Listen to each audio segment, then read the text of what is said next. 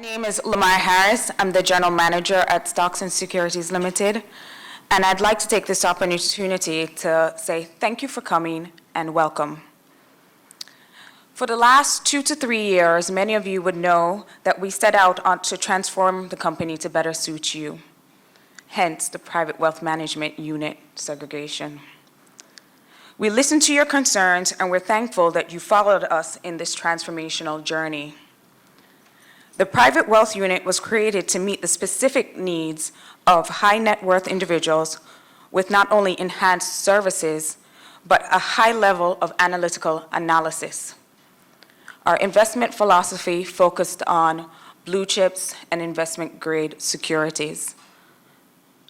This evening represents our inaugural event, as we seek to keep our clients informed not only about our corporate initiatives, but about market happenings and their implications for your financial health. Given the current market uncertainties in which the world's economies are entering uncharted territories, it is important to have active management of your assets. Keeping the aforementioned in mind, we present to you our investment manager, Mr. Jonathan Corey, to speak on hedging against a US dollar or global downturn. I present to you Mr. Corey.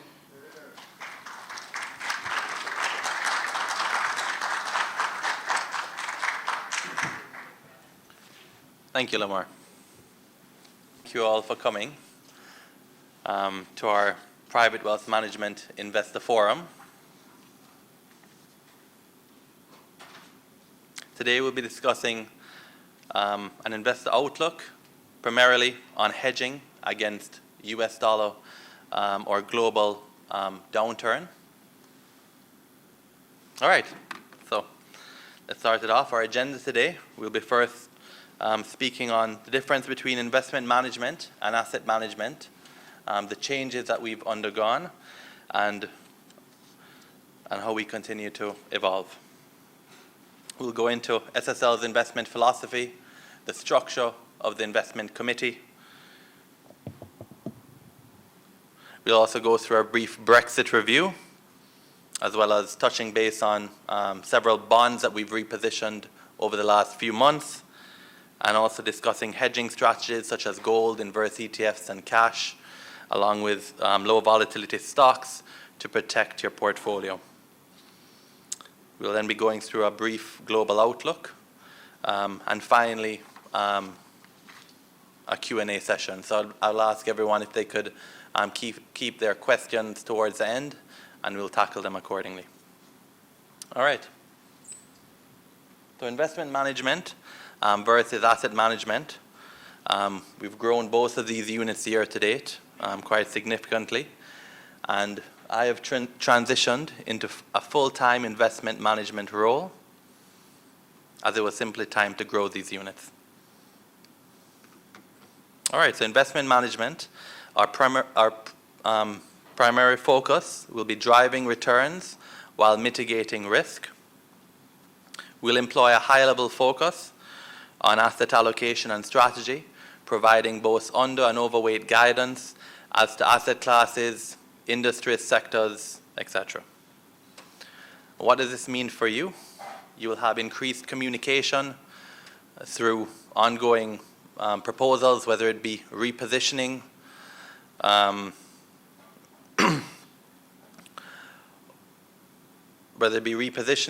or through monthly private wealth management newsletters. We'll also have increased monitoring for your portfolios. We'll be reviewing them monthly and periodically, and we'll do several realignments and readjustments when we match it against investment policy statements to see if they're in line. We'll be tracking your performance monthly on a monthly and quarterly basis, also seeing how they match up with your desired investment return as per your investment policy statement. So a major change in this transition to my full-time investment management role is centralization of proposals through investment management. All proposals will be centralized through the team, and you will be receiving them through your points of contact, which are your relationship managers, Mr. Alex Skiff, Mr. Michael Amar, as most of you are already familiar with. From there, once we get client confirmations, our private wealth management service associate, Mr. Shannon Harris, will be executing them for you.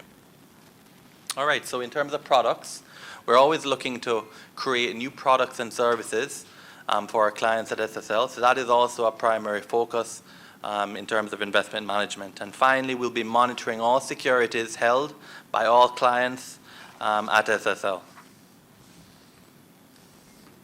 In terms of asset management, the focus will be primarily on fund administration and trading.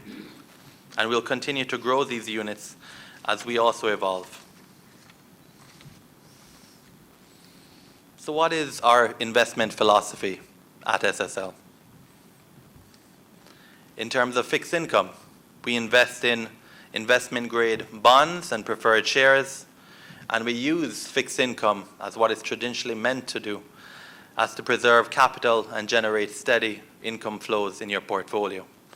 We prefer not to use fixed income to take on additional risk, and we would rather take on that risk on the equity side, and which I'll talk on shortly.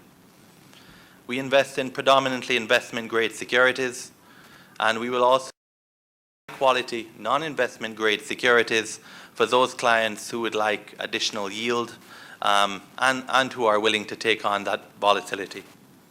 We employ a laddered approach to mitigate both interest rate and price risk. We diversify securities among issues, ratings, and tenors to also reduce credit risk. All right, so in terms of equities, we invest primarily in blue chip companies. These are leaders in their respective spaces, best of breed, those companies that have a wide economic moat, a competitive advantage, and those that we see maintaining their leading position over the next 10 to 20 years.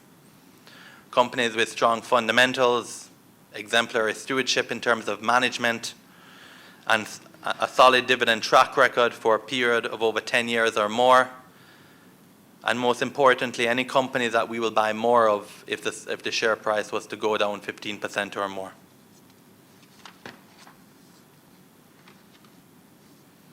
So what is our structure with regards to our investment committee?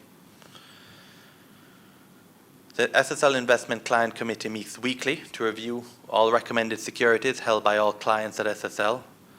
We take a proactive approach in planning and strategizing with regards to international and local markets, and we actively manage all the securities held at SSL. We review weekly any changes in fundamental economic or management changes as it relates to companies or industries. We mitigate risk for our clients by exiting when possible securities and repositioning into lower yielding securities with less risk. All decisions are made at the investment committee level and they flow down into client portfolios thereafter. We also take gains when we can and reposition these gains into dividend paying securities and also hedging options to mitigate downside risk.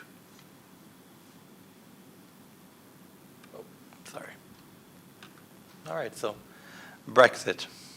We're providing a brief Brexit review.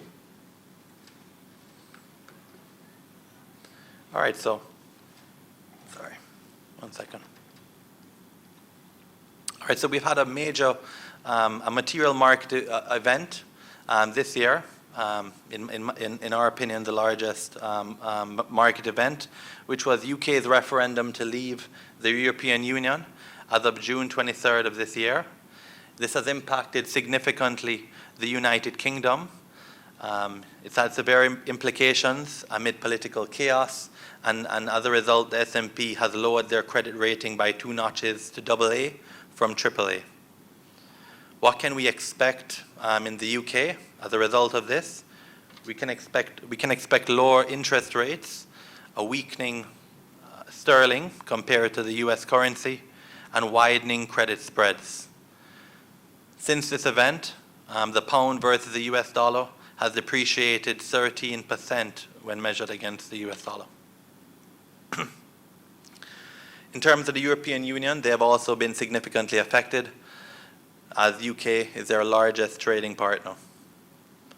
The European Central Bank's president has forecasted that the growth will likely decrease as much as 0.5% each year for the next 3 years. So what is Bank of England's plan of action, and what are they doing to combat the slow growth? They'll be employing a loosening monetary policy in order to stabilize the UK economy and to reduce the likelihood of a recession. We're likely to see low interest rates through quantitative easing, as expected, until the economy is stabilized and the shocks are absorbed. So how has this impacted your portfolios? How has this impacted markets? And what is and the importance of always employing a defensive strategy? Well, in terms of markets, the US markets have actually increased. They've actually increased since the event, based on the notion that they have low correlation with European markets. Your portfolios, as we predominantly invest in US securities, have been impacted positively. And of course, it's always important, nevertheless, to employ a defensive strategy.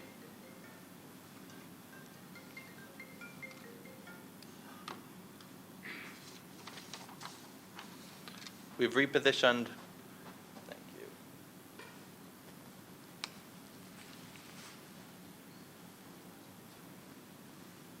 Sorry.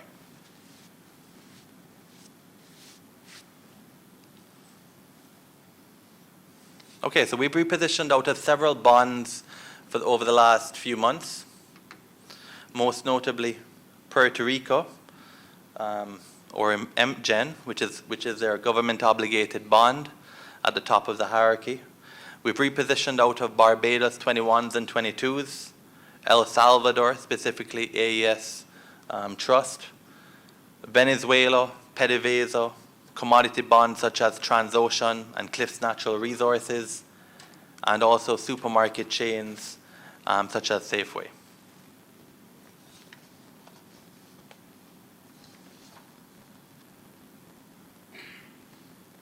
All right, so why did we reposition out of these securities?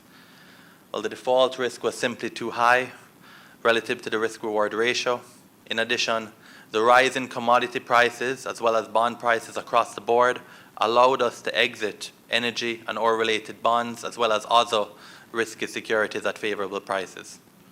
We repositioned into investment-grade bonds and preferred shares with a small allocation to high-quality non-investment grade securities with a minimum rating of BB.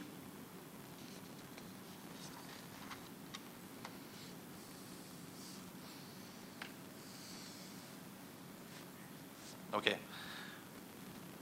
So this chart is quite important. It is the investment grade, it is the yield curves for US, sterling, and euro investment grade bond curves. You see 6 curves on the table because I've also plotted how these curves were a year ago. So let me walk you through this chart because there are several important points to take away. The first being, regardless of whether it was a year ago or present, the US investment grade yield curve is significantly higher than those of the pound and the sterlings. The curve at the top would be the US yield curve a year ago. So again, it's the top, it's the highest yield curve, which shows for the same level of risk, for the same level of rating, you're getting the highest yield on US corporates.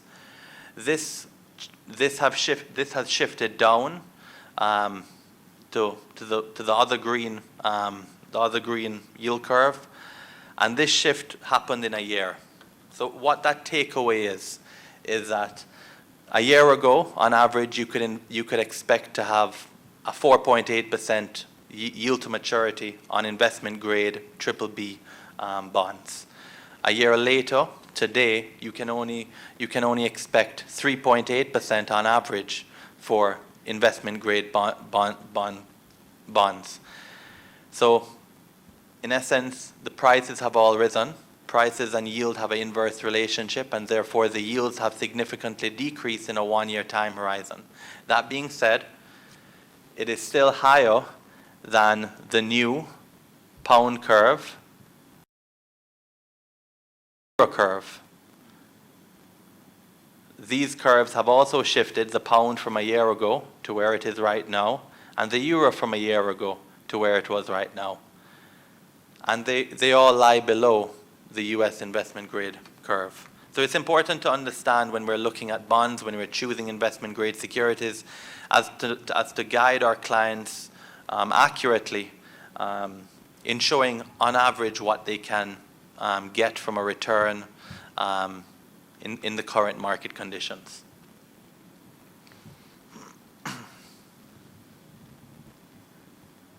Okay. So in terms of market performance, we'll touch on equities first, as measured by the S&P 500, has increased 8.2% year to date while delivering a 1.4% in 2015. The current price to earnings ratio of the S&P 500 is 20.5, while it has a cycle high of 26.8 and a cycle low of 11.1. The price earning ratio is a valuation metric, whereas a higher price earning metric is expensive and a low price earning metric signals that it's cheap relative to other securities. So it's important when looking at the valuation, the PE valuation of 20.5 in a context of a cycle high and a cycle low to see where it falls in that cycle. As we can see, it's not screaming cheap at this current valuation at 20.5, but it's also not screaming grossly expensive. It's towards the high end of the mid cycle. In terms of bonds, investment grade corporate bonds have increased 9% year to date. High yielding corporate bonds have increased 13.2% year to date, and the US 10-year yield is currently 1.56%, which the price has decreased 71 basis points year to date. So again, bond prices have risen across the board, and that's important to note. That's one of the reasons why we took this opportunity to exit the high risk commodity or bonds and to reposition into safer instruments. Commodities again rose 6.4% year to date, and gold and Brent rose 26 and 23% respectively, again supporting the commodity bonds exit. All right, so this is a 10-year chart for the S&P 500, which again measures the performance of the US equity market. And I wanted to show a 10-year graph inclusive of the highs before the pullback in 08 and 09, the lows of 08 and 09, and of course where the price is currently. So in terms of returns, you know, from the lowest part of the graph till the highest part of the graph, which is 7.4 years in terms of duration, the total return was 230%. On an annualized basis, it was 31%, which is quite significant. However, what happened if you bought it prior to the pullback at the top here in September 2007? What would your return be? Your return for this duration, which is 8.9 years up until current, would be 72.5%, and on an annualized basis, 8%, which is still pretty good considering that you had such a drastic pullback in equity markets. This is also why it's important to have a long-term time horizon when investing in equities. In terms of bonds, this chart shows on average how investment grade bonds or an investment grade ETF an iShares ETF has performed over the last 10 years. Again, from the bottom of the bottom of the chart till the top of the chart, we have a total return of 88% and an annualized return of 11.49% over a 7.7-year time horizon. Again, if you held in January 08 till current, you would have realized a total return of 67% or 7.86% on an annualized basis. So why hedge? And what are some hedging strategies that we can employ? Well, there's significant geopolitical risks on the horizon. The S&P is at almost a 8-year bull rally, or 7.5 to be exact.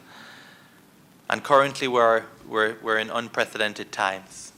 And as such, because of the low yields that we saw on the investment grade yield curves, we're overweight in equities to drive the yields. An addition of an inversely correlated security will always mitigate downside risk and is actually one of the principles of proper diversification. It is possible over the next 2 to 3 years to have a 15 to 25% market correction in the equity market, and so we do have to take hedging options into consideration. But what is a hedge? A hedge is a cost to your portfolio, and it's important to know that it is a cost to your portfolio when the market increases because of the inverse correlation to the market.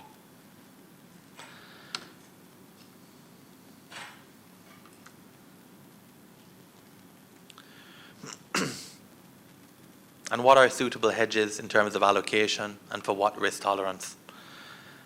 From a risk tolerance from conservative to moderate, we've chosen to recommend a 5 to 7.5% gold allocation of common equities. So out of common equities, 5 to 7.5% will be used to hedge in gold. We also recommend a cash position of 5%.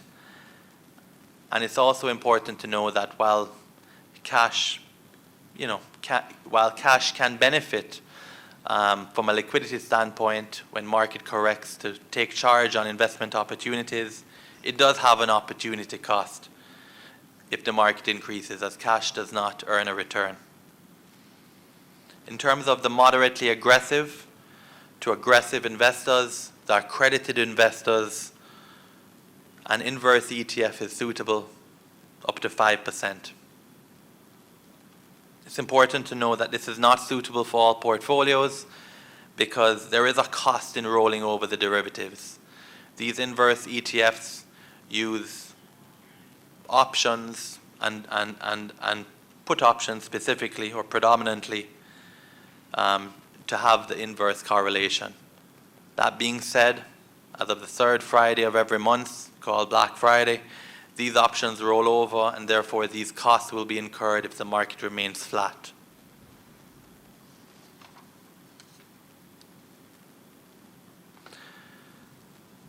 So how do we strengthen your portfolio? Well, we employ a defensive strategy by overweighting in low volatility, dividend-bearing stocks. We seek diversification while being overweight in stocks with lower price earnings valuation metrics. As currently we're in unprecedented times, these times also call for unprecedented measures. We use equities to drive yield in your portfolio by being very selective as we are overweight. So while we're using equities to drive yield, it's very important to be very selective on the equities that we use. Dividend yields right now on Canadian banks and telecom are on average about 100 basis points above investment grade bonds. We continue to seek dividends and underweight in growth stocks. And of course, most importantly, you buy any stocks that you will buy more of if the price goes down. You invest in the best of breed, the leaders in their respective space, those that have a wide economic moat, a strong fundamentals, and have a track record of 10 to 25-year time horizon in terms of consecutive increases in dividends year over year.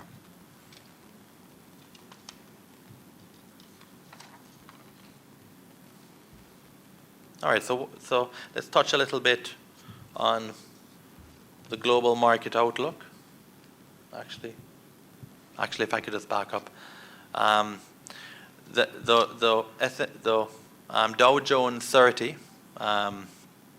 is basically the 30 large cap stocks in the U.S. and it's more or less a measure of if you want to call it the big boys. So this again is a performance of how the Dow Jones 30 has performed over the last 10 years. From the low in 2008 to the high, we've experienced a 205% total return, a 28% annualized return, and if you held it right before the pullback, your total return would be 67% and an annualized basis of 7.5%. All right, so a global market outlook. We'll touch on the major economies in the world, their growth rates, some economic fundamentals, and what we can expect from them in the years to come. In terms of the U.S., real GDP has increased by 2% year over year and 0.2% quarter over quarter, and is expected to grow at a rate of 2% over the next 3 years. Unemployment rate is 4.7%, and inflation is 1.1%. Industrial production is down 1.07%, and retail sales are up 3% year over year.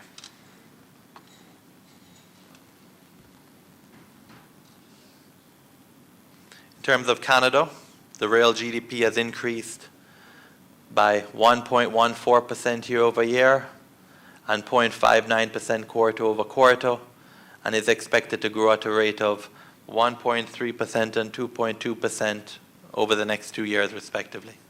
Unemployment is high at 7.1%, and inflation is up 1.7% year over year. Industrial production is up 1.4% year over year, and retail sales at 3% year over year.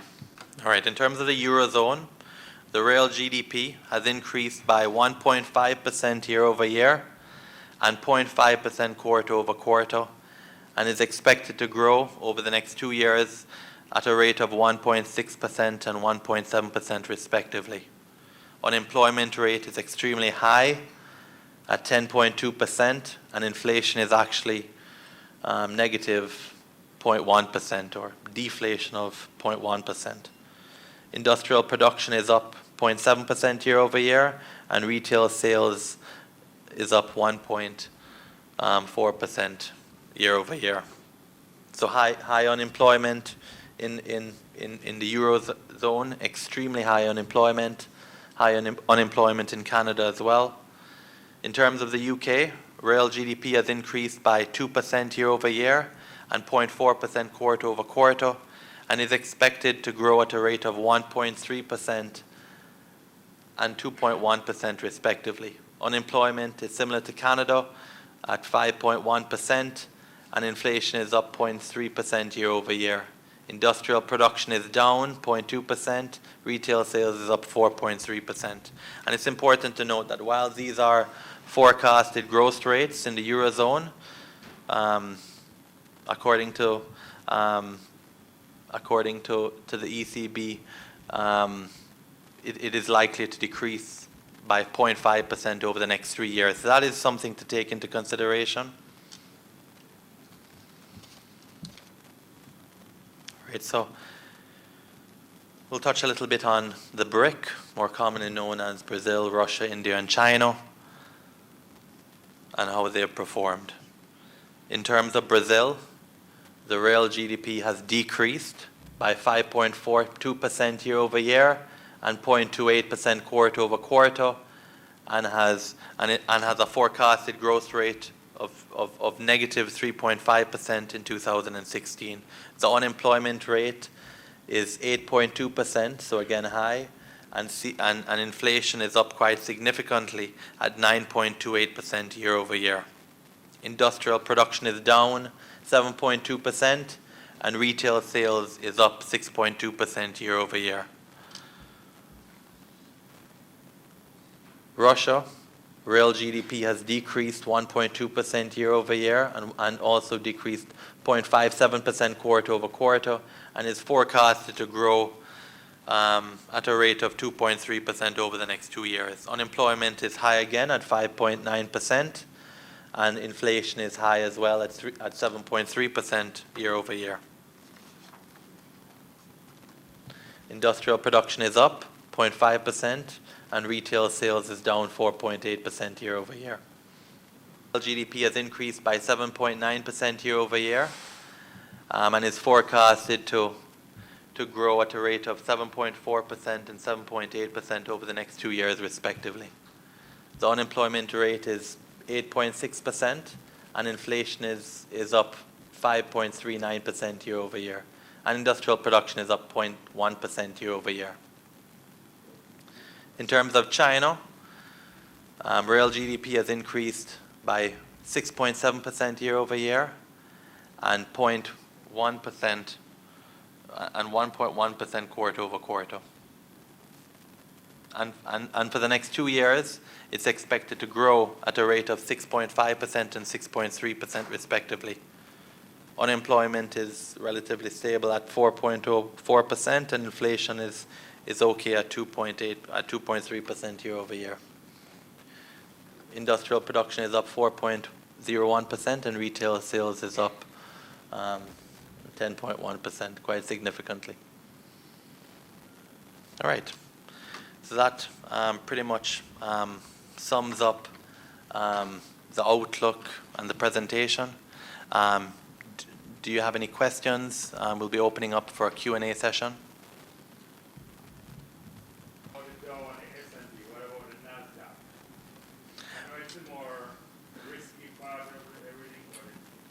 Well, the Dow and the S&P were just chosen to show as the most as an index for the U.S. economy, and the Dow was just chosen to show how the large cap stocks have performed. Yeah. Yes. China seems to have a quite healthy economy.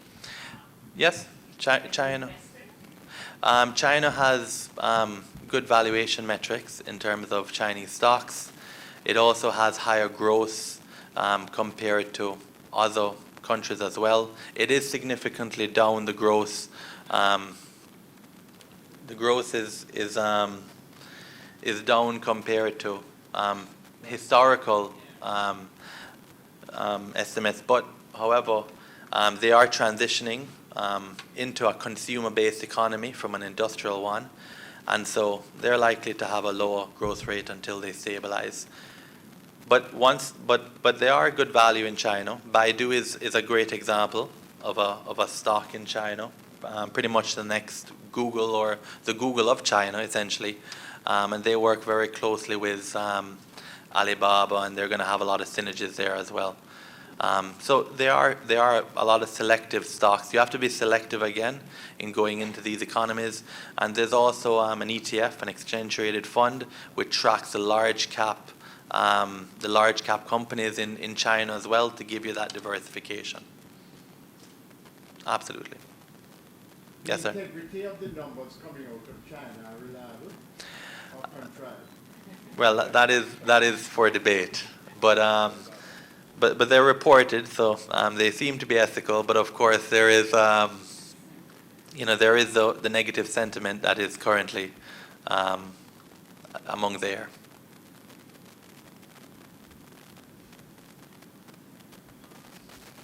Yes.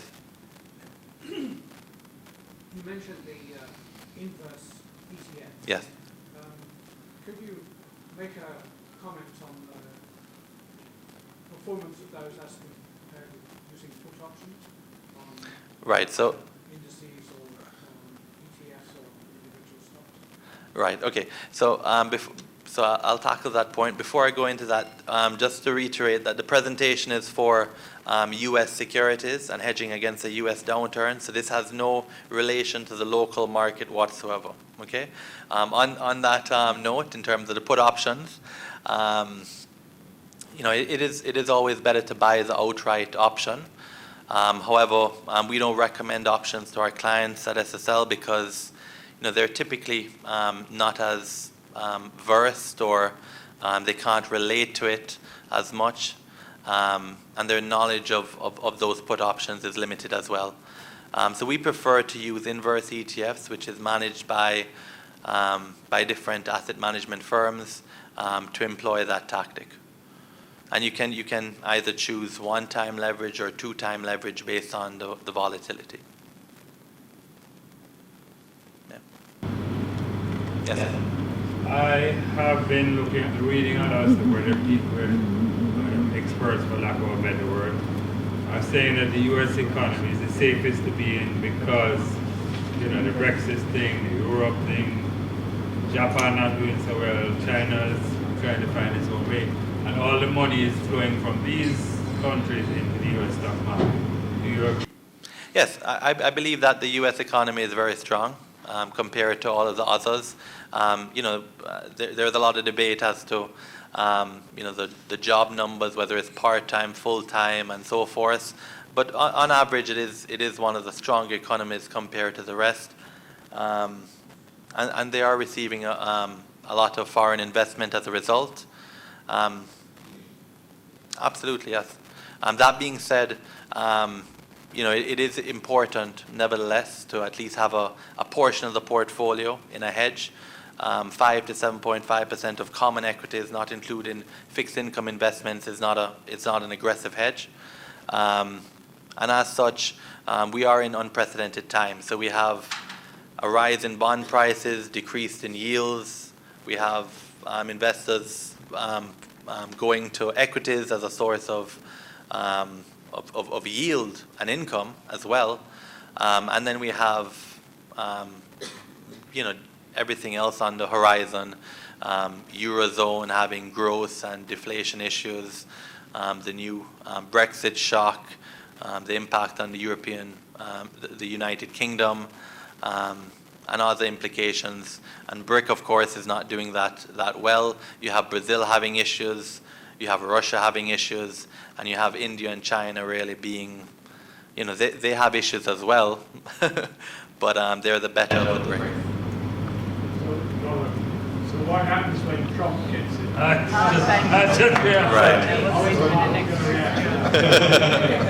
I don't know if I want to comment on the political situation. but we are employing a defensive strategy and a small allocation to a hedge. No, it's very important because between Hillary and Trump, Well, I think very drastic. I think the ultimate is the Fed really runs the show in terms of the economic policy and everything of that nature. So I have faith in the Fed. I would say that when you're investing in currency, you have to first decide where that currency is going to go, and what really supports a currency appreciation is a rise in interest rates. Quantitative easing should actually have a reverse effect, and therefore that's why we're seeing the drop in the pound against the US dollar when they're embarking on this quantitative easing. And so we have a rising interest rates on the horizon, and with a rise in interest rates on the horizon, it actually supports a strengthening US currency among other currencies as well. Yes.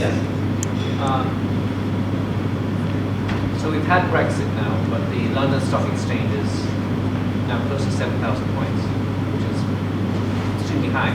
Right. How do you explain that, and what do you think the future might